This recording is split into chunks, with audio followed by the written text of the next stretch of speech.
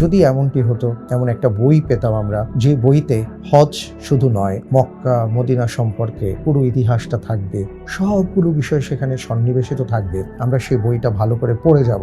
যদি এমন হতো বাংলাদেশে এরকম একটি বই পাবলিশ হবে, এটা আমার প্রত্যাশারও অনেক বাইরে ছিল। মানচিত্র, ইতিহাস, ঐতিহ্য এবং বিধিবিধান এর আলোকে হজ এবং উমরার বিশ্বকোষ, এই বইটি লিখেছেন বিজ্ঞ ইসলামিক স্কলার, যিনি মানচিত্র বিশারদ এবং ইসলামের যে ঐতিহাসিক স্থানগুলো রয়েছে এবং এগুলোর প্রিসিশন, মানে কোথায় মূলত সেই স্থানটি, এগুলো সংক্রান্ত নলেজেবল, যিনি সামি ইবনে আব্দুল্লাহ হাফিজাহুল্লাহ, তার লিখিত বই সেটি বাংলায় অনুদিত হয়েছে।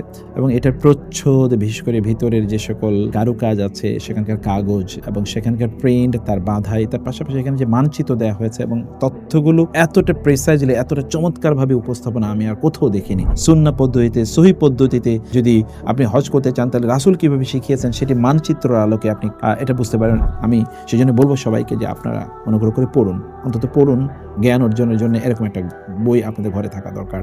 হজের স্মৃতি জীবন্ত থাকুক আপনার ঘরে।